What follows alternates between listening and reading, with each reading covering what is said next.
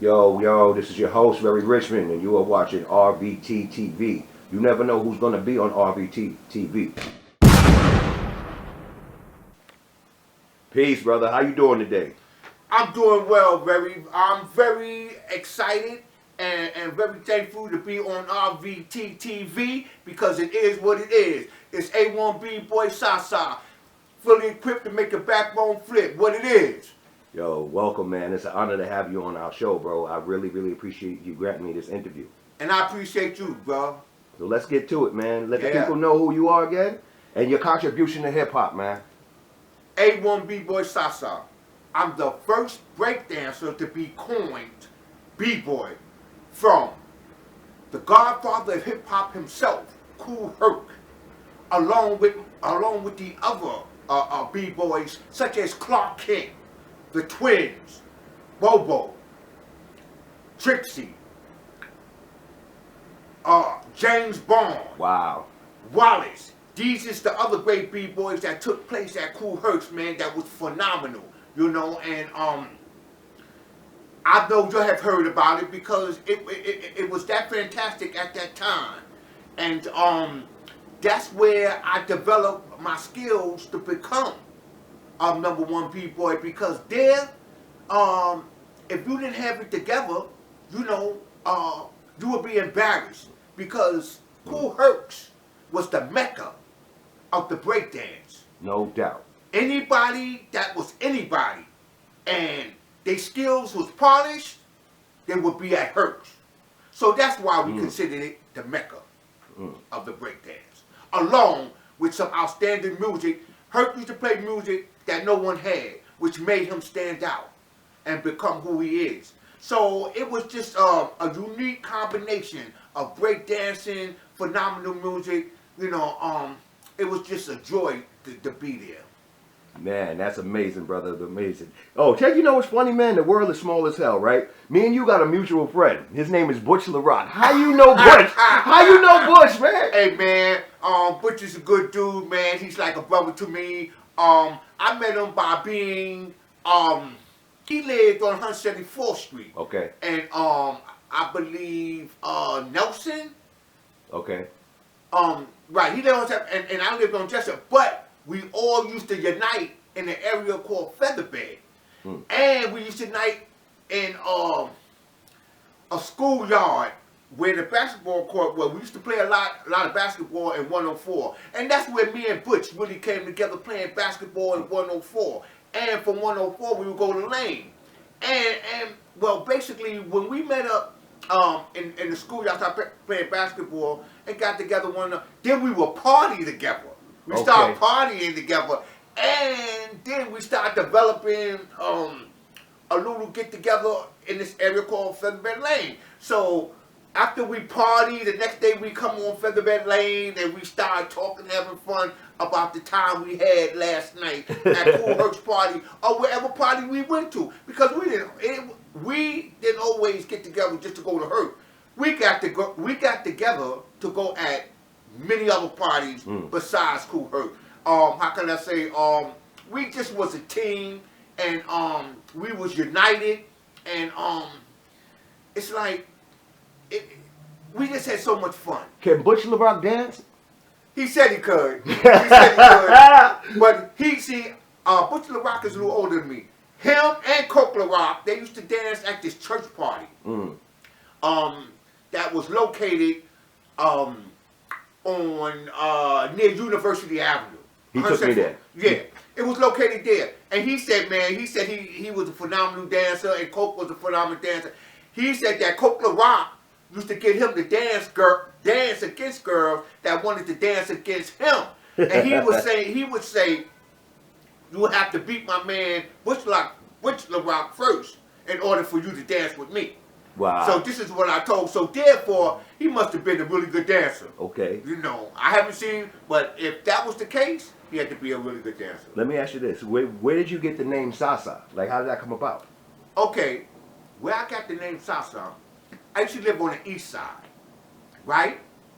And I used to go to a public school called 146.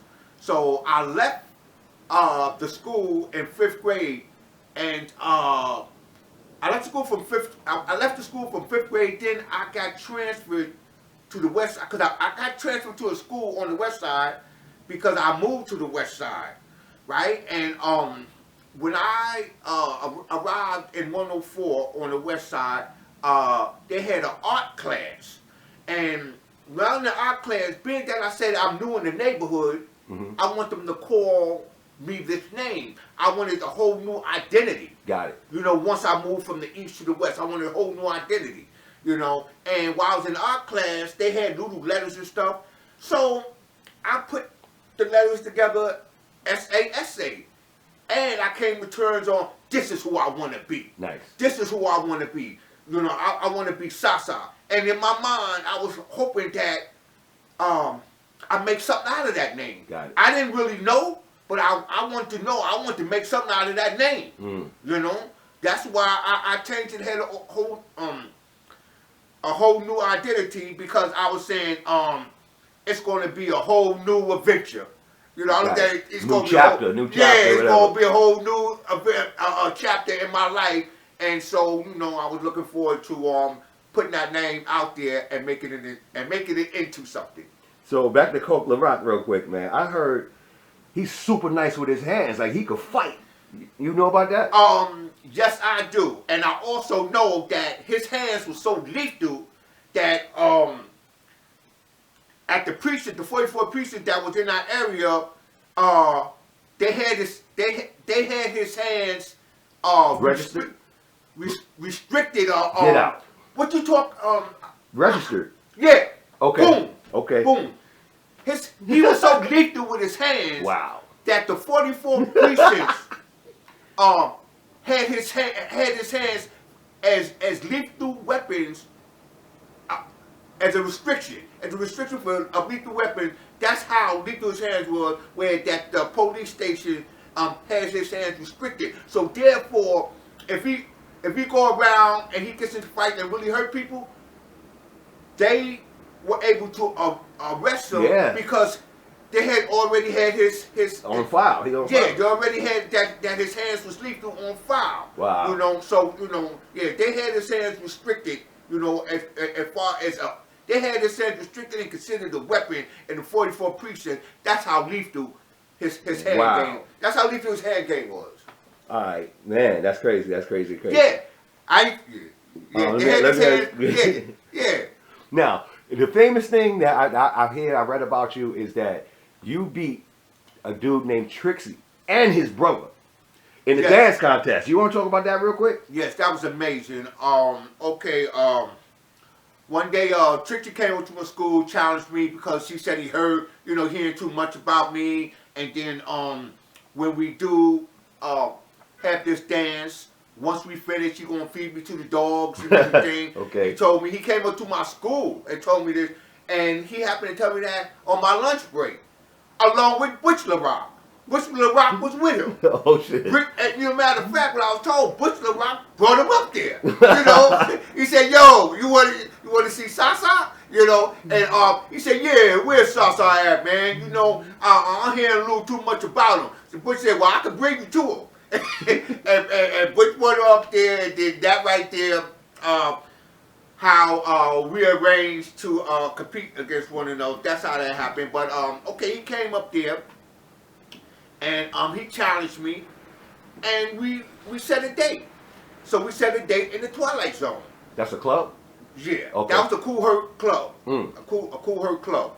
He used to play out of there.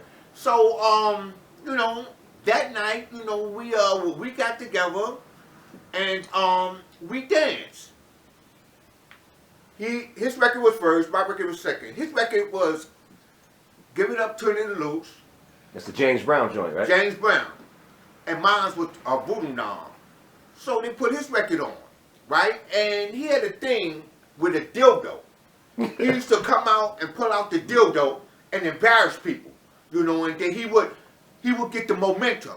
Once he get the momentum with the dildo, it practically was over for whoever he was dancing with. Got it. Because now that guy looked like a clown, And with the dildo bumping him in the head and everything.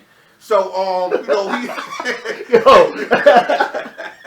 Oh So, my God. So all right, I knew that. I studied, you know, him, and I studied a bunch of other dancers at Herc's at the time because, you know, I felt one day I would get my turn and I had to be ready. I had to know, you know, what they was capable of for I can be able to combat that. So at the Twilight Zone, when me and him started to dance and everything, you know, I was already ready for the dildo because I know that's how he gets his momentum. Pause. Because I knew that's how he gets his momentum. Okay. And I was like, I can't let him get that momentum because it may take me down. So once he pulled it out, how I prepared for it was with a pair of scissors. Okay. So, you know, because I didn't want him to get the momentum. That's the last thing I wanted because the momentum can drown you out. Okay.